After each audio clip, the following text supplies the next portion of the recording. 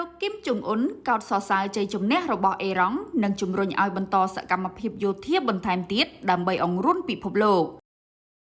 មេដឹកនាំកម្ពុជានៃប្រទេសកូរ៉េខាងជើងលោកគឹមចុងអ៊ុនបានចេញសេចក្តីថ្លែងការណ៍ដ៏គួរឲ្យភ្ញាក់ផ្អើលមួយ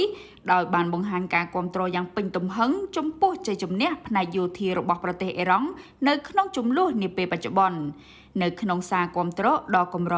និងមានឥទ្ធិពលនេះលោកគឹមចុងអ៊ុនបានលើកឡើងថាប្រទេសអេរ៉ង់បានបង្ហាញសមត្ថភាពយ៉ាងអស្ចារ្យដែលធ្វើឲ្យពិភពលោកទាំងមូលមានការស្រឡាំងកាំងលោកបានមានប្រសាសន៍ថាអេរ៉ង់បានបញ្ចេញពន្លឺយ៉ាងត្រចះត្រចង់នៅក្នុងសង្គ្រាមនេះយើងសូមជំរុញឲ្យពួកគេធ្វើសកម្មភាពឲ្យកាន់តែខ្លាំងក្លាបន្ថែមទៀតមេដឹកនាំកូរ៉េខាងជើងរូបនេះបានសង្កត់ធ្ងន់ទៀតថាជ័យជំនះរបស់អេរ៉ង់កំពុងស្ថិតក្រោមក្រសែភ្នែកតាមដានយ៉ាងយកចិត្តទុកដាក់ពីសំណាក់សហគមន៍អន្តរជាតិលោកបានបញ្ជាក់បន្ថែមទៅកាន់ភាគីអេរ៉ង់ថា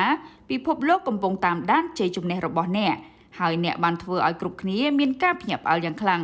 ការថ្លែងការណ៍នេះត្រូវបានមើលឃើញថាជាការបោះជំហានមួយក្នុងការបង្ហាញសាមគ្គីភាពរវាងប្រទេសទាំងពីរខណៈដែលលោកគឹមចុងអ៊ុនចង់ឃើញអេរ៉ង់បន្តបង្កើនសកម្មភាពយោធារបស់ខ្លួនឲ្យកាន់តែខ្លាំងក្លាបន្ថែមទៀតដើម្បីសម្រេចបាននូវគោលដៅរបស់ពួកគេ